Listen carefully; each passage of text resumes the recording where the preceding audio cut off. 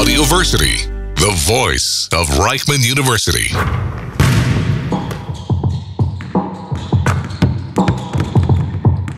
The Baseline. Stories from the court with Jonathan Meir and Meir Cohen.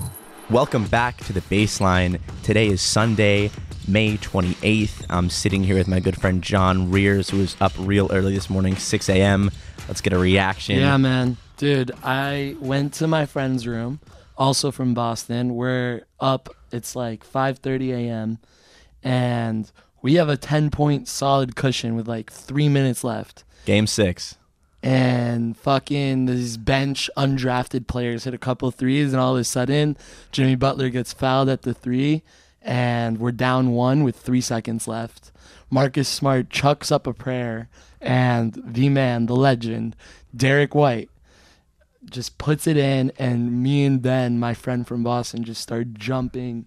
The excitement, huge. So glad to stay up until 6 a.m. after watching my team lose the first 3. It was pain.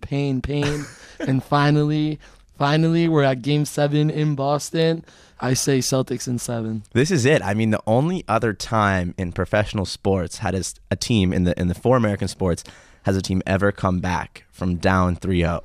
It's Boston, the Red Sox. Boston, I think it's 0-4, but I could be wrong, versus Don't the Yankees. let us get one. Don't let us get one. And then now we're here and we see a Celtics series where we saw the Heat go up 3-0, and it was a very intense game last night. I personally thought the Heat had it the whole way. I didn't stay up, but I did put on the highlights first thing in the morning, and I couldn't find a replay of the last second bucket. I mean, if you're listening to this, last night was obviously Game 6, as we're talking about. Derek White had an amazing last second play.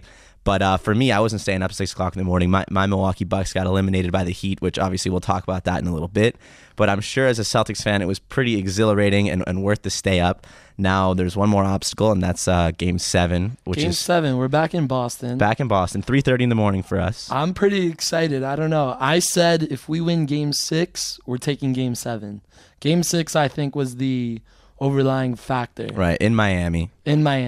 They have been dominant all playoffs. They have. They've been very good at home. Let's talk about that. Right. The Heat, 8th seed. Right. Playing in the Eastern Conference Finals. Exactly. Let's work backwards a little bit, right? This is an amazing series, obviously, we have between the Celtics and Heat. First 3 go to the Heat. Celtics managed to win Game 4 in Miami, managed to win Game 5 back in Boston. And 4 and 5 were actually both not particularly close games. And then Game 6 came down to the wire. But let's back up a little, as we just said, and talk about the Miami Heat, who as a whole have been a big surprise this postseason. Last year, we saw them as the number 1 seed. Right. And we saw them advance all the way, obviously, to the Eastern Conference Finals, where they lost to the Celtics. And this year was a little bit of a flip of the script. You see the 8th seed Heat. First of all, let's just talk about the first round, beating my Bucks. You know, it was tough for you. A very tough series. We've always had problems with the Heat. As a fan of the Bucks, I remember, I can go back, we lost to the Raptors that one year in the conference finals. We lost to the Celtics in 7, I believe, that one crazy year. The year we won the title, we actually beat the Celtics, I believe. And the entire process for me watching that series was so frustrating, watching Giannis go down with that injury in game 1. He decides not to play Game 2, which led to the Heat going up 2-0 in the series. Right. And really, really screwed us. They won the first 2 games in Milwaukee. So do you think that this was Giannis's decision, or? I'll have to be honest with you. I think that the recent, the regular season success that we had against the Heat in particular, I think as a coaching staff, they made the decision to let Giannis rest. I think that if that was Game 7, when Giannis was coming off that back injury, there is no question in my mind he would have played. He would have played. And let's talk about this. So this is a coach's decision.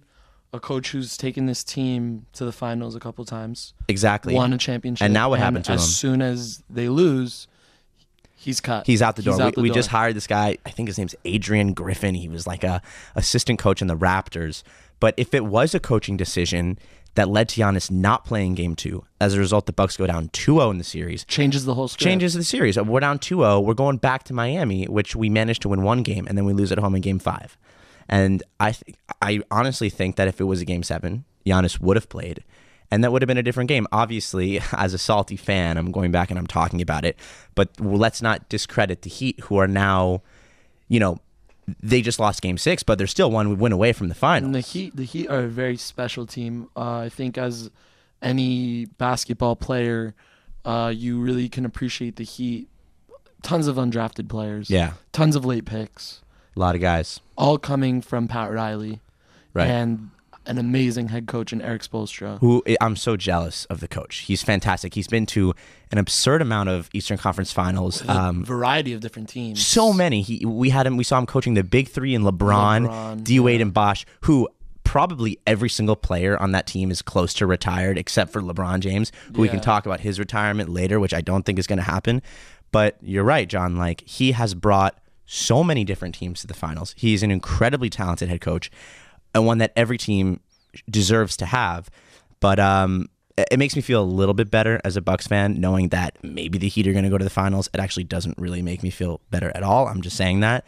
But both teams, Celtics and Heat, have had a battle of a path. The Celtics obviously went 7 games with the Sixers, who were a very good team. I think that they just didn't have a lot. They don't have a lot of success against the Celtics in general. It was a tough series for them, but they didn't deserve to win that series. You have an MVP who his points per game are dropping by 15 points regular season to playoffs, and if that's your most valuable player, that can't happen. Let's talk about that too. You think Jokic or Embiid?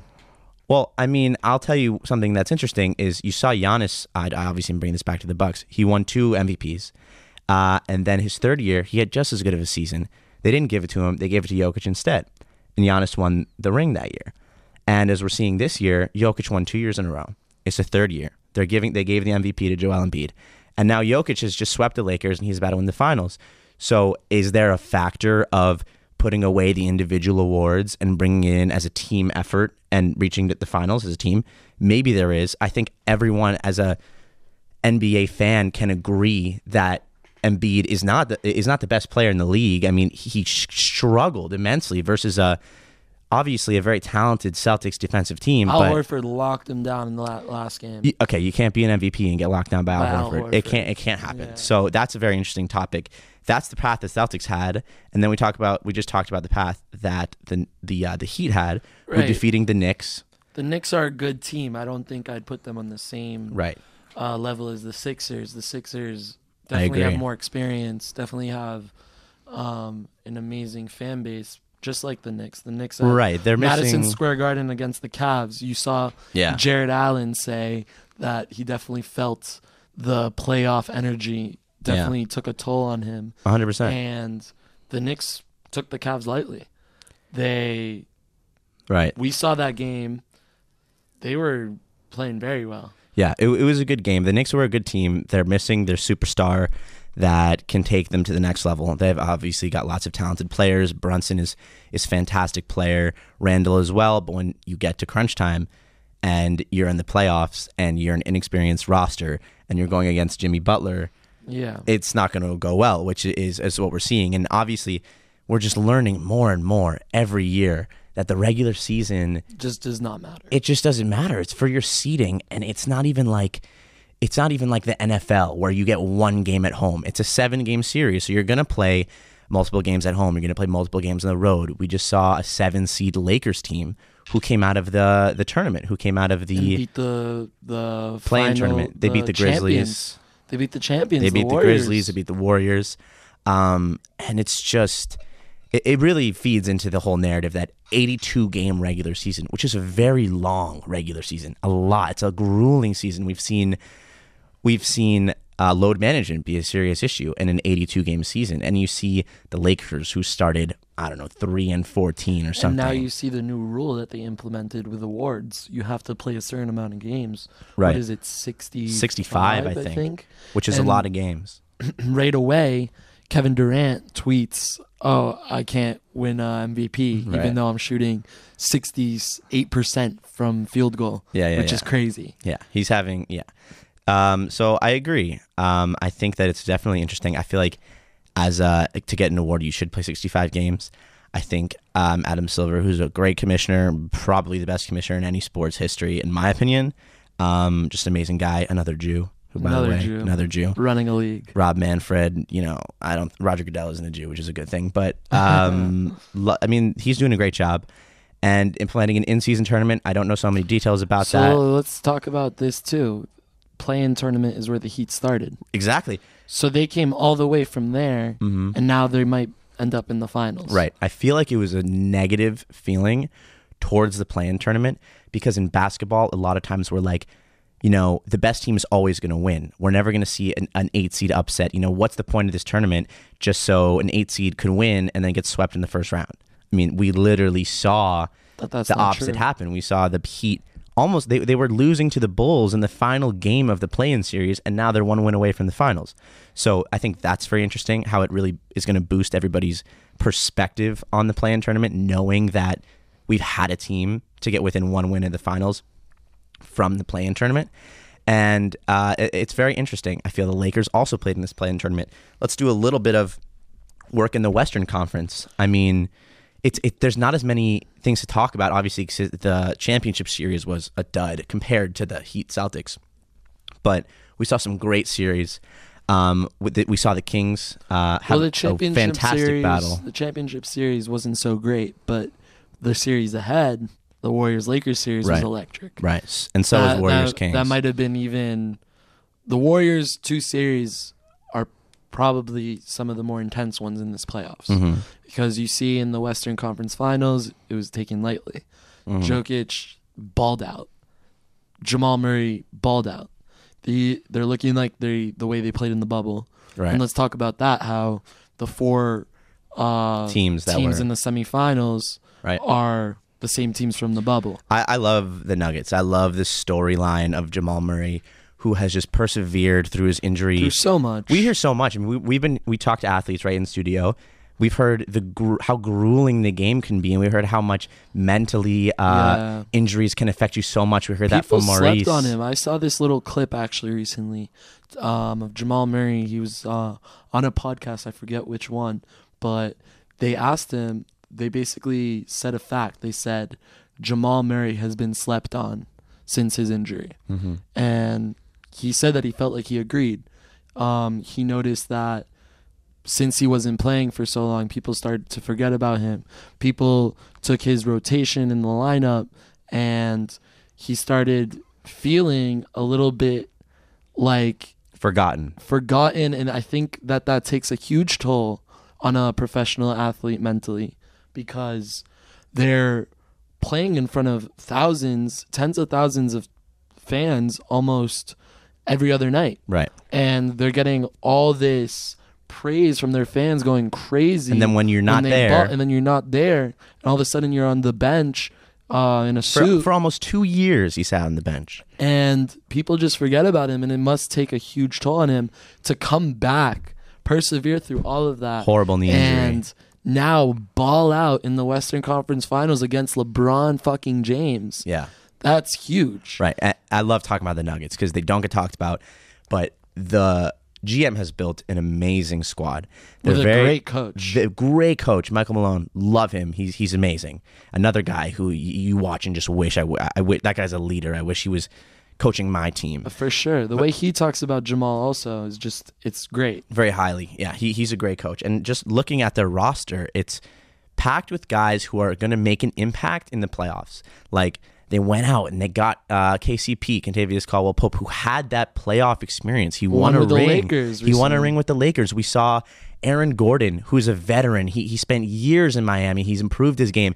Great defender. You see him on the floor. Bouncy. And he doesn't leave the floor. Like, they are so talented defensively. They don't really have, a significant glaring impact of one place where the opposing team could attack. They're just a talented roster. They've got a lot of players. Michael Porter Jr., just green light. Mr. No Pass. We know all about him. He's just a talented individual, and his scoring is I think is going to really lead to an amazing finals, whoever we get. And the great thing about the Nuggets is that when they have a leader like Nikola Jokic who passes the ball, who knows the game at such a high level, it's wonderful, because then you see these role players wanting to give up the ball, wanting to make that extra pass.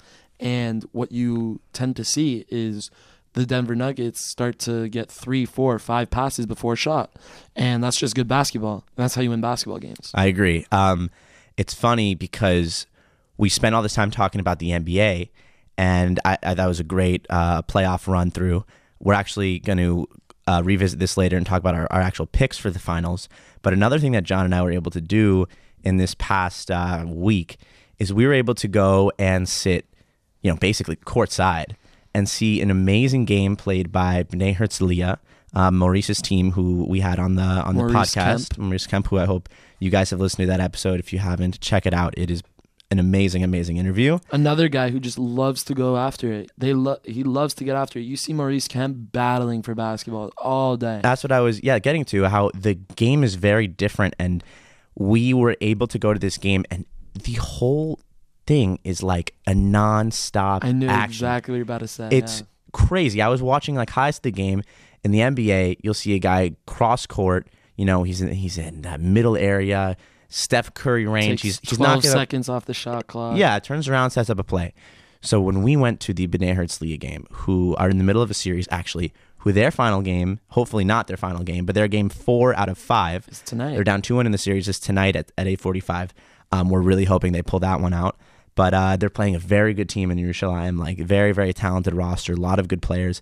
And it's just very interesting to note, obviously we just had a big switch talking about the NBA, and now we're talking about the Winter League.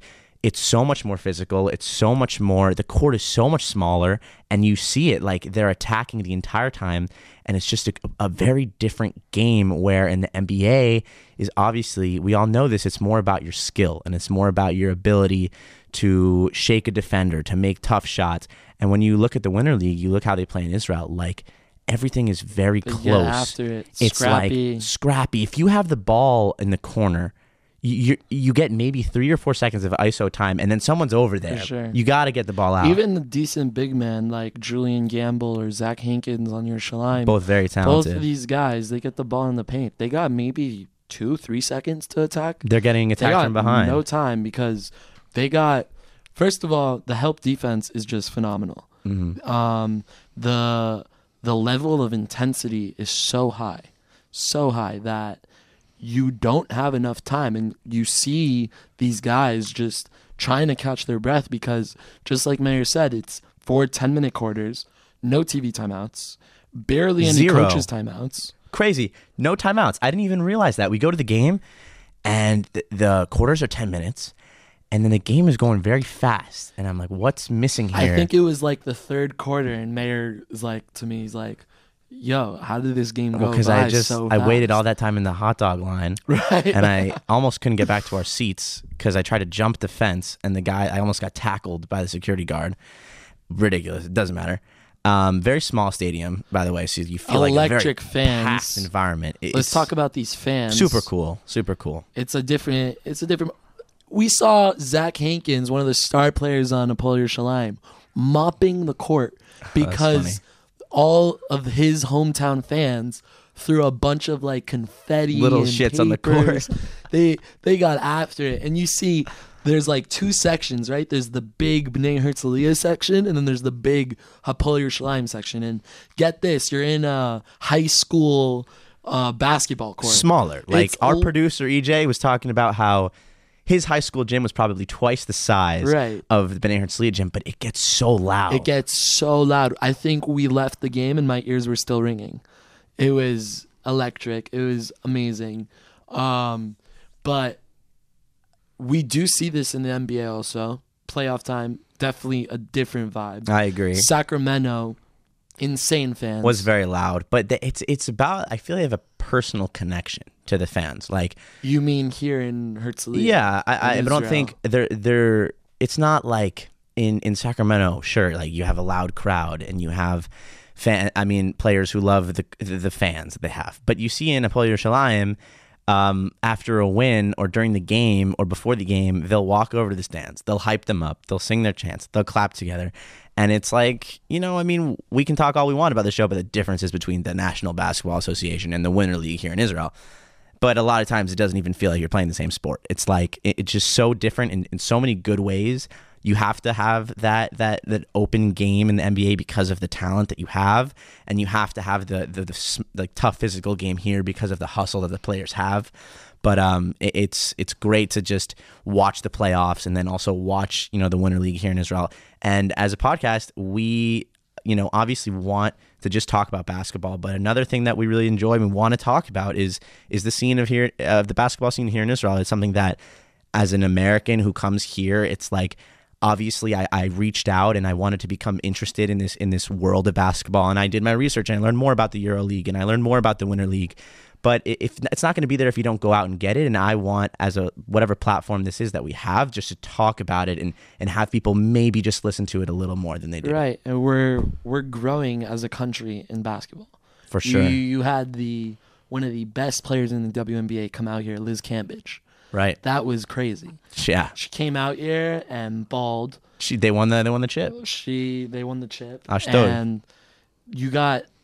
First of all, I think that the women's basketball here in Israel is probably the second to best league other than the WNBA. It's a lot of talent here. A lot of talent, and you see constantly every year more and more professional women athletes coming to Israel and playing, because we talked about this with one of our guests, Jason Siggers, how the economy crashed several years ago here in Europe.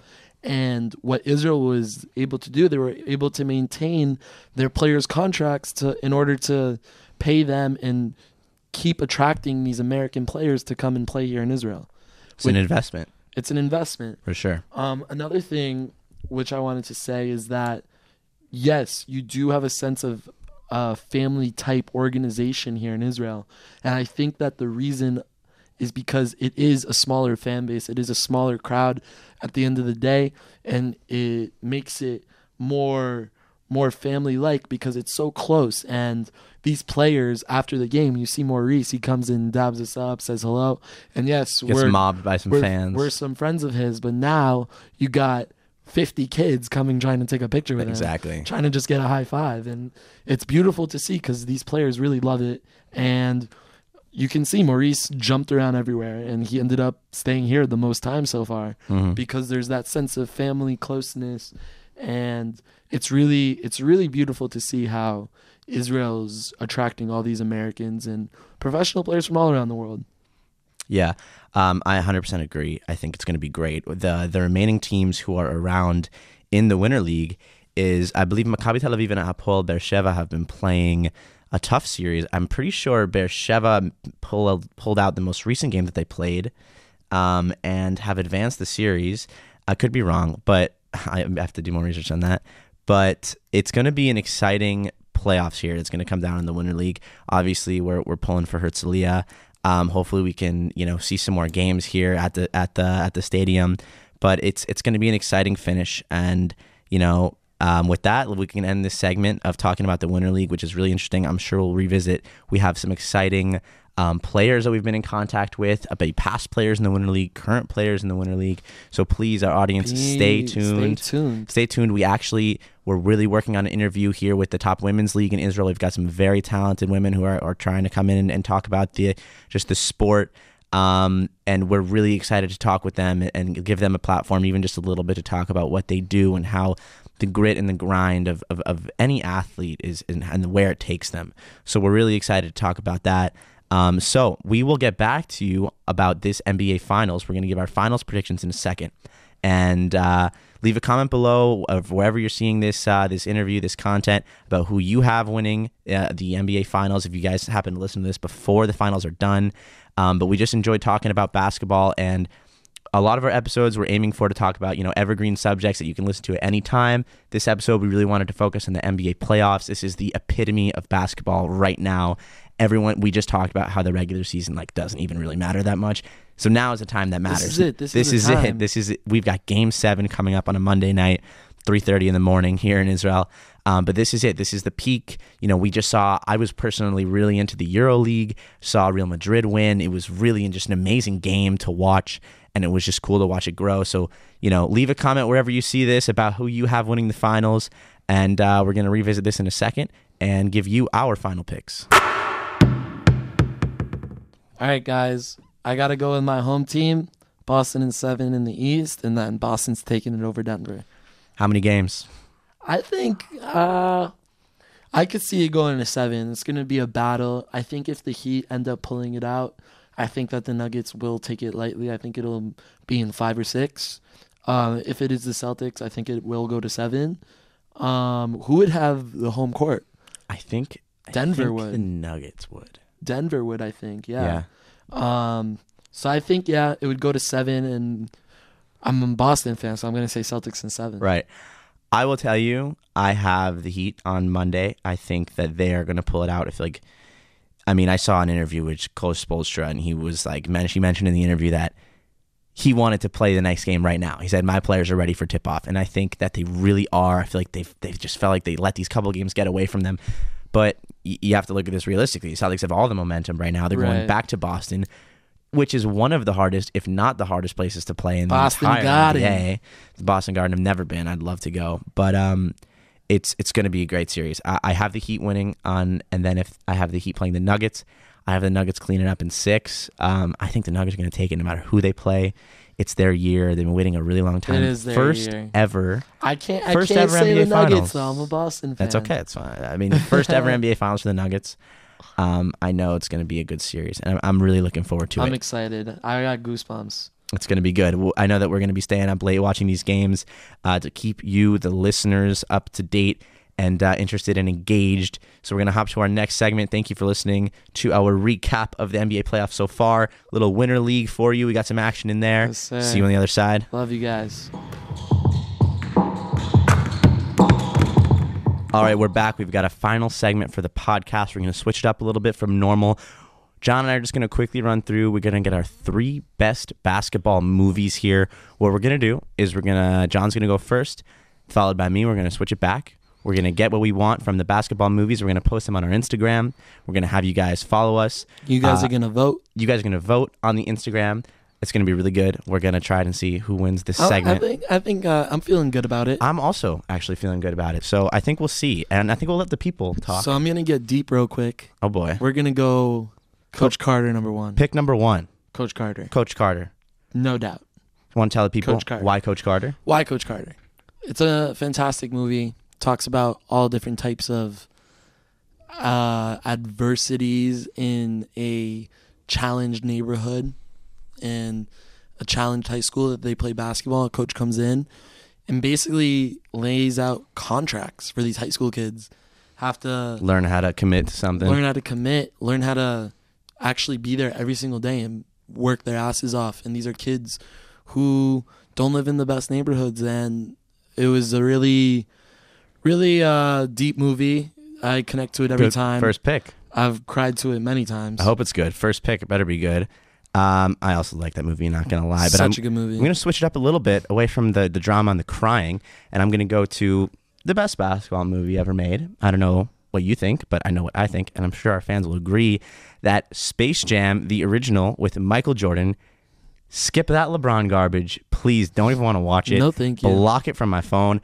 I'm watching the original Space Jam every time. Give me Bugs Bunny. Give me Lola Bunny. Give me Lola Bunny. Everything about the original Space Jam. Pick number 1. Pick number 3 overall is back to you, John. Who do you have? Number 3 overall, we're going another deep movie, another one that gets me every time. Talking about a coach who takes 7 African-American kids and puts them in his college team in Texas. Gets a lot of shit for it. And this movie's called Glory Road. It's a must-see. Disney movie. Such a good movie. I recommend to everyone out there if you haven't watched it. So good. Glory Road's my second pick. I like that one. I like that one a lot. It's like an arc in that movie. That's a good ending, and that's a good film. I recommend it. But I still think my list is going to win. I'm going to go pick number 2 overall. I'm going to go with Adam Sandler. Adam Sandler. A fellow Yid, a fellow Jew. A fellow guy from New Hampshire. A little shout out, Adam, if you're listening. You're welcome. Your seat is right here. I've saved it for you. It's right and here. I'm going to go with Adam Sandler's Hustle on Netflix. We talk about Bo Cruz. We talk about Pancho. Adam Sandler going all across the world to keep his job as an executive for the Philadelphia 76ers. Just a great movie. I think So anything good. with Adam Sandler is a good movie, but I really love it. This is Haven't true. seen The Hustle. I think it's just called Hustle. Check it out. Pick number 3 of your draft. What do you got? Pick number 3 in my draft. Great movie. It's called White Man Can't Jump. Oh, great movie. That's a good movie. Love it every time I see it. Watched it a few times. My dad actually introduced it to me, and that's my 3rd pick. So yeah, that's a good pick. I'm a little bit having trouble arguing with that one, but this one is a little bit of a fun movie. I think if you haven't seen it, I think you're missing out. This one's called Thunderstruck with Kevin Durant. Oh, wow. That's a throwback. Back to the middle school days. That was middle school days. I don't know if I'm going to get all the love for it from the fans who are going to vote on this poll. I'm going to go with Thunderstruck. It gives you a little more perspective about Kevin Durant and his just a funny guy he is. Great film. So awesome. Great movie. Check it out. This is going to be up on our Instagram. Top 3 movies from Jon. Let us know what you Top 3 think. movies from Meir. Please let us know. We want your feedback. Adam, again, you're listening. I voted for You're you. welcome, Adam man. Sandler, you can vote for me. If you guys haven't watched any of these movies, we definitely recommend to go watch them. I recommend all 3 of Meir's movies, and of course the 3 of mine are definitely better. Okay, but we'll see. Okay, we'll see. That wraps up this segment. And with that, we're actually going to wrap up the episode. Welcome to just our first episode, the ending of our first episode with Jon and I. We wanted to do this. We wanted to have an episode where the listeners can know a little bit more about us and just listen to us talk ball a little bit. We appreciate you all for sticking with us. Thanks for listening. Thank you for listening. We have a lot of interesting stuff coming, a lot of great guests that we're getting on the podcast, but I'm not going to talk about it. I'm just going to let you guys see for yourselves. For sure. Stay tuned. Stay tuned. Meir Cohen, Jonathan Rears. Find all of your Audioversity podcasts. We're on Spotify. We're on Apple Music. We're on anywhere that you can find your podcast. Your favorite podcast platform coming at you from Audioversity. Audioversity is the plug. We are in a beautiful studio, by the way. Whoever's looking at us on our clips on Instagram, check us out. We've got a beautiful place. We've got a great producer in EJ. It's right there. Yvonne helping us out. Voice of Reichman University. Everywhere. You should see it in the backgrounds.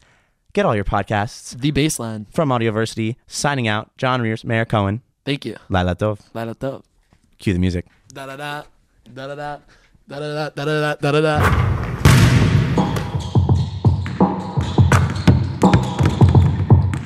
The Baseline. Stories from the Court with Jonathan Rears and Meir Cohen. All our shows and podcasts available online on our website and on all podcast platforms. Search Audioversity.